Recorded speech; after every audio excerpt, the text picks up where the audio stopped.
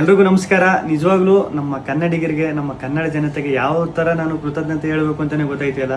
ನಿಜವಾಗ್ಲೂ ನಾನು big boss ಮನೆ ಒಳಗಡೆ ಇದ್ದಾಗ ಹೊರಗಡೆ ನನಗೆ ಈ ಥರ ಸಪೋರ್ಟ್ ಸಿಗ್ತೈತೆ, ಈ ಥರ ನನ್ನ ಎಲ್ಲ ಪ್ರೀತಿಸ್ತವ್ರೆ, ಆ ಪ್ರೀತಿ ಪ್ರೋತ್ಸಾಹ ಕೊಡ್ತವ್ರೆ ಅಂತ ಕನ್ಸು ಮನ್ಸಲ್ಲೂ ಅನ್ಕೊಂಡಿರಲಿಲ್ಲ.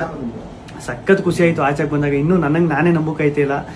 ಆಮೇಲೆ ನನಗೆ ಸಖತ್ ಖುಷಿ ಆಗೋದು ಏನಂದರೆ, ನಮ್ಮ ಯೋಧರಾಗಿರ್ಬೋದು ಅವರು ವಿಡಿಯೋ ಮಾಡಾಕ್ತಾರೆ.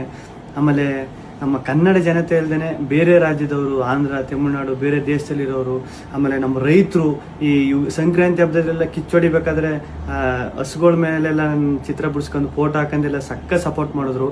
ಆಮೇಲೆ ನಮ್ಮ ಆಟೋ ಡ್ರೈವರ್ಸು ಸ್ಟಿಕ್ಕರ್ಸ್ ಎಲ್ಲ ಹಾಕೊಂಡು, ಆಮೇಲೆ ಪಾಪ ಈ ಟ್ಯಾಟೋ ಹಾಕೊಂಡು, ಅವ್ರು ಯಾರು ಅಂತಲೇ ಗೊತ್ತಿಲ್ಲ ಪಾಪ, ಟ್ಯಾಟೋ ಎಲ್ಲ ಹಾಕೊಂಡು ಅಷ್ಟೊಂದು ಪ್ರೀತಿ ತೋರಿಸಿದ್ರು.